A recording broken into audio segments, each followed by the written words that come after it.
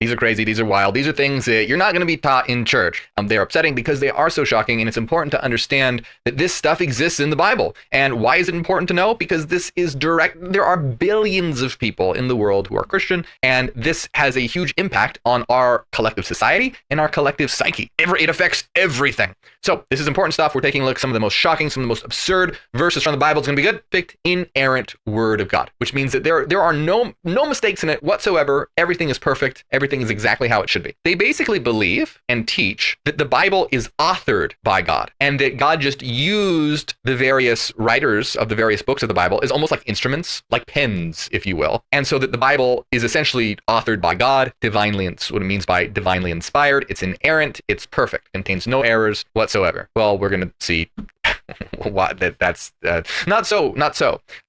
But the author says, so why don't we take a look at some of these verses that were deemed to be divine, but either aren't talked about or are quickly moved past without much explanation.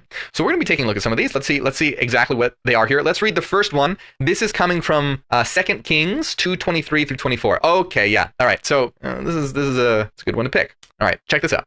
Now he went up from there to Bethel, and as he was going up by the road, and this is talking about a prophet. I forget which prophet it is. I think it's Elisha. This is a prophet that's going to Bethel. He went up there to Bethel, and he was going up by the road, and some young boys came out from the city and ridiculed him and said to him, "Go up, you bald head. Go up, you bald head." They were making fun of him for having a bald head, right? So you have this prophet, Elisha, going to the city. Some young boys come out and go, "Aha, you're bald." So what happens? When he looked behind him and saw them, he cursed them in the name of the Lord, and 2 female bears came out of the woods and tore up 42 of the boys. That's horrible. I'm not laughing. That's horrible. That's horrible. It's horrible. So first of all right, I mean, it's not a fun situation. If you are self-conscious about the fact that you are bald and you have a mass of at least 42 kids calling you baldy, yeah, that's not the best day you're going to have. That's kind of mean. It's not the best. But having the Lord have 2 bears come out and tear apart 42 of them, it's a little overkill. No pun intended, don't you think? So let's continue here. And so the author, I love this. The author says, let's try to wrap our minds around how an all-powerful, all-knowing being who created all of creation would, for one, take the time to intervene like this for one person being annoyed by children, but then also to react in such a brutal way. And okay, so one thing I want to get straight here. I'm going to read to you a verse that I consider to be one of the worst verses in the Bible, but I want you to take a note of something here. These children were making fun of someone for being bald. I mean, that's not nice. It's not a great thing to do. But kids say things. Kids do things like that. But apparently, right, the fact that children were making fun of someone for having a bald head was so wrong that God had them mauled to death by bears. Right? Just keep that in mind. Right? These children apparently did something wrong. They sinned, and for punishment, they were mauled to death by bear. Okay? Keep that in mind. Now, with that in mind, I want to read to you another verse. This is not from the article. This is just a verse I want to read to you. Okay? This is about, and for those who are familiar with my channel, you probably heard me talk about this verse before because it's such a terrible verse. So this is about Lot and his daughters. Now, Lot is considered to be a righteous man of God. And God actually saved Lot and his family from being destroyed because they lived in a place called Sodom and Gomorrah. God didn't like Sodom and Gomorrah. He didn't like that city. He was like, they're all a bunch of sinners in that city. Anyway, so God destroys the city, but he saves Lot and his family because they're righteous, apparently. So I just want to now read to you. So Lot and his 2 daughters left Zoar and settled in the mountains. And he and his 2 daughters lived in a cave. All right. So they went in the mountains, Lot and his daughters living in a cave. One day, the older daughter said to the younger, "Hey, our father's old, and there's no man around here to lie with us," biblically lie, as is the custom all over the earth. "Let's get our father to drink wine and then lie with him, sleep with him, and preserve our family line through our father." So that night, they got their father to drink wine, and the older daughter went in and lay with him. He was not aware of it when she lay down or when she got up. The next day, the older daughter said to the younger, "Last night I lay with my father. Let's get him to drink wine again tonight, and you go in and lie with him so we can preserve our family line through our father." So they got their father to drink wine, and the younger daughter went and lay with him. Again, he was not aware of it when she lay down or when she got up. So both of Lot's daughters became pregnant by their father. And then it just goes on to say the older daughter had a son. She named him Moab. He's the father of the Moabites today. The younger daughter had a son. She named him Ben-Ami. He's the father of the Ammonites today. All right, so they had children and whatever. Okay, so first of all, this is horrible. First of all, there's incest, and second of all, there's SA. They got him drunk, and they, I have to be very careful about the words that I choose to say on YouTube, but you know what I mean. They, without consent, had relations with their father after getting him drunk and getting pregnant. So first of all, this is just a horrible story, terrible. But second of all, nothing bad happens to them. Like, this is considered a righteous family of God, and there's no punishment. There's no, not that I'm saying God should go punish a ton of people because he does that enough, but I'm saying God mauled to death a bunch of kids for calling someone bald. Yet you have SA and incest and all that, and God's just like, that's okay. So just to show like what sort of things are acceptable and what are not, it's just absolutely ludicrous. So anyway, let's take a look and see what some more verses we have here. And this is from 2 Chronicles 18:20 through 22. I haven't read this yet, so let's see what this one is. Then a spirit came forward and stood before the Lord and said, I will entice him. And the Lord said to him, how? And he said, I will go out and be a deceiving spirit in the mouths of all the prophets. Then he said, you shall entice him, and you will also prevail. Go out and do so. Now therefore, behold, the Lord has put a deceiving spirit in the mouths of these prophets of yours, for the Lord has declared disaster against you. So, I mean, this one isn't like, it's still bad, but it's not terrible. I guess it's just God having the prophets lie. Yeah, that's not the best thing to do. It shows how weird and deceptive and horrible God is. And by the way, I want you to remember, if you put this in the context of remembering that Yahweh, the God of the Bible, was originally a war god, like none of this makes sense when you come from the Christian angle of believing that God is a God of love and a God of mercy and a just God and is all loving. Like, this makes no sense. But when you realize that that's not actually the case, the God of the Old Testament God, was originally a war god, Yahweh, that sort of morphed into the monotheistic religion that we know today. So when you think about it in that context, well, yeah, it makes a lot more sense that you're going to have this God destroying cities and mauling people to death and everything that they do. But it's no God of love. That's a violent, terrible war god. So let's see. So the God of the Old Testament is extremely narcissistic, but swearing on yourself takes it up a notch. So let's see what this is. This is in Ezekiel. Then you are to lie down on your left. Let's see what this is. I don't know what this is. There's just so much insanity here. Then you are to lie down on your left side and put the wrongdoings of the house of Israel on it. You shall bear their wrongdoings for the number of days you lie on it. For I have assigned you a number of days corresponding to the years of their wrongdoing, 390 days. So you shall bear the wrongdoings of the house of Israel. When you have completed these days, you shall lie down a second time, but on your right side, and bear the wrongdoings of the house of Judah. I have assigned it to you for 40 days, a day for each year. We're not done with this, by the way. I have more to read, but basically God is having, and I don't know who God is speaking to right now, lay on their side for the number of wrongdoings corresponding to the years of their wrong. So he's having someone lay on their side for 390 days on their right side and then 40 days on their left side because people did some bad things, apparently. God is a weirdo. Let me tell you this much. He has people in the Bible do some really strange things. I forget which particular story it is, but there is a story where it's always a war. There's two people, two sides going to war with each other. And God says to one of the prophets, as long as you can hold your hands up, you're going to win the war. So the prophet, I don't remember if he had to hold his staff too, or if it was just his arms, but he had to have his arms up. I don't remember if he was holding a staff or not, but he had to hold his arms up. And so he's holding his arms up, and yeah, according to the story, they started winning, but he started getting tired after a while, holding your hands up for however long so his hands started to drop. And as his hands started to drop, then they started to lose. So, oh shit, he raises his hands, and then he ends up having to get people to help him hold his arms up for him so that they'll win the war. Like, how dumb is this? Like, what does this have to do with anything? Like, this isn't even a matter of like faith at this point or trying to prove. It's just like, God's a weirdo. Why would you do that? he's just fucking with people at this point. He's up there with his angels like, hey, guess what I'm going to make this guy do? He's going to look like such an idiot. Oh, what the hell? So Shrek makes more sense than the Bible does. The Shrek is more of a believable story and more of a cohesive narrative than how crazy the Bible is. But anyway, I completely got off track here. I just wanted to say God makes people do weird things in the Bible all the time. This is why he's having this person lie on their right side for 390 days, then on their left side for 40 days. Let's see what else. But let's see, this continues. So after you do that, then you shall direct your face towards the siege of Jerusalem with your arm bared and prophesy against it. Now behold, I will put ropes around you so that you cannot turn from your one side to your other until you have completed the days of your siege. And that's what's in the Bible. Don't ask me to try can make sense of it. So let's see. Let's look at another one here. This is Jude 9. But Michael the archangel, when he disputed with the devil and argued about the body of Moses, did not dare pronounce against him an abusive judgment, but said, "The Lord rebuke you." So I'm not really sure. I don't know why that's particularly strange. Let me read and see what the author says here of this article. Why would Michael care about the body of Moses? Why was there a dispute? I don't know. It's a good question. Some would like to argue that it's because Moses had committed murder while alive, and this event occurred prior to Jesus giving an option for salvation. Oh, I see. They were arguing over the body of Moses, Michael and the devil. I don't know. Let's see. Here is in Exodus. Oh, this is a weird one. This is another one that's up there. So this is in Exodus 4:24 through 26. Get this. But it came about at the overnight encampment on the way that the Lord met Moses and sought to put him to death. That's not the end, but just first of all, what? Yeah. So Moses, Moses is a pretty famous guy in the Bible, liberating the people from Egypt, and it was a pretty important figure. 10 Commandments and all that. But one night, the Lord went to Moses and tried to kill him. Why? I don't know. He just did. He just felt like it. God was like, fuck this guy. Fuck him. So God tried to put Moses to death.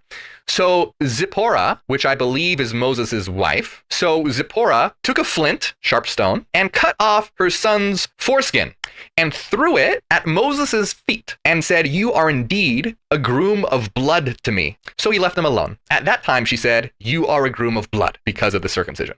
So first of all, the Lord decides, hey, I'm going to go kill Moses. And his wife, in response to this, cuts off her kid's foreskin and throws it at Moses' feet. And so God then decided not to kill him because of that. Does that make sense? No, it makes no sense whatsoever. And the crazy thing about this is that, like, a lot of people in Christianity, because I remember looking this up, like you would think that this would be a pretty big red flag if you read this. But the brainwashing is so bad in Christianity. I remember coming across this article talking about this verse on a Christian website to women about, like, oh, how we all need to learn how to be good wives, like Zipporah, or something along those lines. Like, oh, we should all be good wives. Like, they were trying to use this story as a narrative to learn how to be better wives to your husband. I don't know, in case God tries to kill him and you need to chuck a body part. It doesn't make sense. Like I said, Shrek is much more plausible than what we find here. So yeah, the author says, so why and how did God meet Moses on the way to the inn, taking on a seemingly physical form? Yeah, that's also weird. Yet later he has to appear as a burning bush that Moses can't even really look at. Strange. I'm sure Moses wasn't planning to get jumped by God on the way to get a good night's rest. Thanks to some quick thinking by his wife, knowing that the Lord has a fetish for male genital mutilation, she decides to do some cutting for real quick and get some blood on Moses' feet so that the Lord would back off. The lesson we obtain from this divinely inspired story? I don't know. Just some nonsensical, wild BS. And yeah, that's absolutely right. And I want to emphasize, it's not as though these are one-off stories. I've already read to you, pair that one with the story of Lot and his, God murders children for making fun of someone's bald head. Yet Lot and his wife, or not Lot and his wife, Lot and his daughters, no big deal. And trying to kill one of his most faithful servants for who knows why, and then deciding not to because of the strangest reason. Anyway, let's continue. Oh, this is a good one. Okay. And God came unto Balaam at night. So Balaam is a person, an individual. I think he's a servant of God. I don't know. God came unto Balaam at night and said unto him, if the men come to call thee, rise up and go with them. But yet the word which I will say unto thee, thou shalt do. And Balaam rose up in the morning and saddled his ass, his donkey, and went with the princes of Moab. And God's anger was kindled because he went. So wait, okay, why was God mad that he?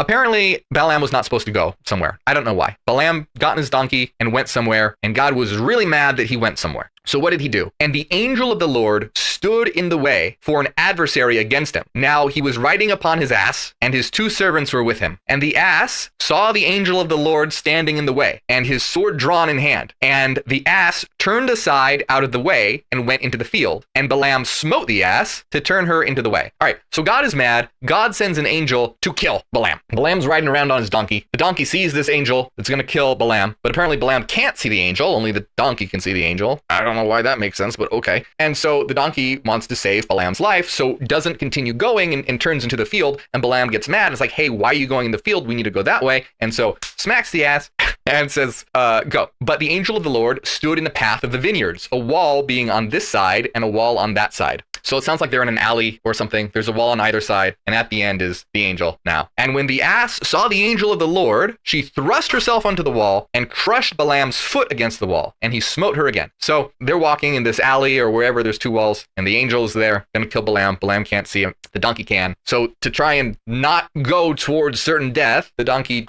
tries to turn or whatever and smashes Balaam's foot. And Balaam didn't like this and smack the ass again. And the angel of the Lord went further and stood in a narrow place where there was no way to turn either to the left or to the right. A very small, narrow area. And when the ass saw the angel of the Lord, she fell down under Balaam, and Balaam's anger was kindled, and he smote the ass with a staff. So now it's not going to move at all because she doesn't want Balaam to die. So she just lays down and refuses to move. Balaam gets mad and smacks it with his staff. Sorry. And the Lord opened the mouth of the ass. And the Lord opened the mouth of the ass. And she said unto Balaam, what have I done unto thee that thou hast smitten me these 3 times? So the donkey is talking right now. If you didn't catch that, the donkey is talking to Balaam. There's a talking donkey. I told you that Shrek is more believable. There's a talking donkey in Shrek. There's a talking donkey. And this is not the first time there's been a talking animal in the Bible. You remember all the way back in Genesis, you had the snake talking to Eve. Well, now we have a donkey talking to Balaam. Billions of people believe that this is a true story. So the donkey says, hey, man, what have I done to you that you've hit me 3 times? And Balaam said unto the ass, so Balaam, by the way, isn't surprised that his ass is talking. He's just like, oh, okay, well, I better give an answer. So Balaam said unto the ass, because thou hast mocked me, I would there were a sword in mine hand, for now I would kill thee. So basically Balaam says, hey, why? Because you're making me look like an idiot, and if I had a sword, I'd kill you right now. And the ass said unto Balaam, am I not thine ass, upon which thou hast ridden ever since I was thine unto this day? Was I ever wont to do so unto thee? And he said, nay. So the donkey's like, hey, man, I've been your ass for a long time, and you've ridden on me for a really long time. And have I ever done something bad to you before? He's like, no, I guess that's true. Then the Lord opened the eyes of Balaam, and he saw the angel of the Lord standing in the way, and his sword drawn in his hand, and he bowed down his head and fell flat on his face. So now Balaam can see the angel, and he's like, oh no, that's not good, and is bowing, laying on the floor, bowing down.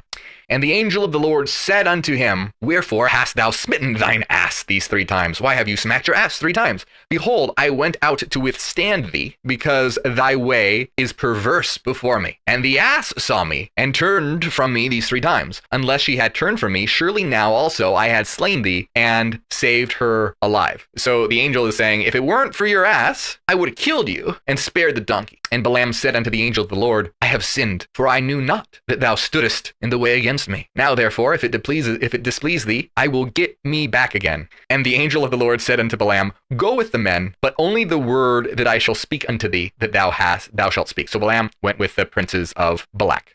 Okay, so I don't know. Like, does it not seem to you that God just really likes to screw with people? He's having people lay on their sides, hold their hands up, got talking donkeys, invisible angels. Anyway, so yeah, there, if you didn't know, there is a talking donkey in the Bible. And this is supposedly the perfect, inerrant, divinely inspired word of God. So here's another verse. And the Lord, this is in Exodus 32:14. And the Lord repented of the evil which he thought to do unto his people. Well, so this is a really weird one, because here you have God. It's like the author says, here is God repenting to himself for the evil he was thinking about doing to his chosen people. Let that sink in for a second. The all-loving, all-good God had to catch himself and even felt he needed to repent for how pissed off he was to himself. He was about to do some real nasty shit to them. Yeah, so God repented to himself because of his evil thoughts. It's so weird. It's just the Bible is weird. Oh, okay. All right. So this is in Numbers 24:8. God brought him forth out of Egypt. He hath, as it were, the strength of a unicorn. He shall eat up the nations of his enemies, and shall break their bones, and pierce them through with his arrows. Okay. So here we have a unicorn. Oh my God, look, there's a unicorn in the Bible. Take this stuff with a grain of salt. And let's see, this is in Exodus. And as for the perfume which thou shalt make, ye shall not make to yourselves according to the composition thereof. It shall be unto thee holy for the Lord. Whoever shall make like unto that, to smell thereto, shall even be cut off from his people. So apparently, you're going to get punished if you smell like God? Is that what's being said here? Let's see what the author says. Of all the ways to incur the Lord's wrath, most Christians likely never think about the composition of their perfumes, but maybe you should. The Lord doesn't want anyone else else smelling like him. And the author says, remember that all of the above verses were wholly inspired and chosen by the church to be included, while numerous scriptures were excluded. Also keep in mind that a huge portion of the Christians in the U.S. rely on the King James Version translation and believe in a literal interpretation of it. Fun fact, I think the Trump Bible is a King James version of the Bible. So there's that. It's a terrible interpretation of all the interpretations. It's a bad one. And then there's a quote by Mark Twain here. Mark Twain says, the best cure for Christianity is reading the Bible. And so, and this is where this article ends here, but we really just scratched the surface. Like, we just read a few, and these were, some of them are pretty absurd. You got talking donkeys, you have God repenting to himself, and I read to you the story of Lot and his daughters. There are so many, like, just play a game, get the Bible, go to the Old Testament, flip around, point to a verse, and see what you land on. It's probably either going to be violent or crazy. And this is taken by, this would be fine if this were understood as just a really weird myth that we have, that throughout history humans have put together. But no, people believe that this is divinely inspired, the perfect inerrant word of God. And there are hundreds of verses where God is just massacring people. I think one of the worst stories is the story of Jephthah's daughter, where Jephthah offers his daughter as a burnt virgin sacrifice to God. And God's like, okay, and accepts it. God has all the firstborn children of Egypt killed, floods the entire earth, kills everyone, all the humans, all the animals. And the list just goes on and on and on. And like I said, the reason why this is important is because this is shaping our world. It's shaping, especially in America, our laws and our political atmosphere right now, as America inches closer and closer to becoming a full-fledged theocracy. I forget what politician, or was it even a judge? Susan was telling me about this. I don't remember which. I think it was a judge who said, oh yeah, we need to rely on the Constitution and the laws, except for the Bible. Like, the Bible is higher than that. The Bible takes precedence over that, which is just absolutely absurd. You look at this book filled with murder and essay and violence and talking donkeys and talking snakes. And this is the book that we should be using, apparently, to shape our culture and shape our lives and shape our world. Does that maybe seem like kind of like a bad idea? Kind of maybe like a bad idea. I know it's kind of funny, but really it would be like trying to shape our society around Shrek or something. I know that's kind of ridiculous, but that's how crazy these stories are. And I think it's important to put it into context and really understand I am at a point where it's hard for me to understand how humanity can function at this level of sanity. Humanity, for the most part, the large majority, are insane. Not even subtly, quite overtly over the top, to the point where thousands upon thousands of people are dying or losing their rights because of how insane humanity is. And this is in large part due to the brainwashing narratives of religion. So this is why it's important when we talk about transforming religion. This is why it's important, because when we transform religion, we're transforming consciousness, because religion shapes consciousness. And so we want to get people away from these literalist, fundamentalist, violent, and fascist interpretations of the Bible before we have, a full-fledged fascist theocracy in the United States. And it's just not relegated to the US. Look at all the horrible events going on in the world right now. Large parts of it are, if not rooted in religion, are justified by religion in large degrees. Tried to be justified, using religion to try and justify certain actions, etc. So this is a really big problem. This is something we have to realize is a huge impediment to creating the new earth. We have to transform religion in order to transform consciousness and transform the world. So I hope you like some of these verses. If you want to see more, there are so many more absurd and shocking verses in the Bible. This is just scratching the surface. This is just this list someone put together. If you guys want to see more, if you want to see a list that I would put together, because I would select, like, these ones were okay. There are some quite bad ones. If you want to see more, let me know in the comments. I'll do another video about it. But as always, my friends, hey, if you enjoy my work,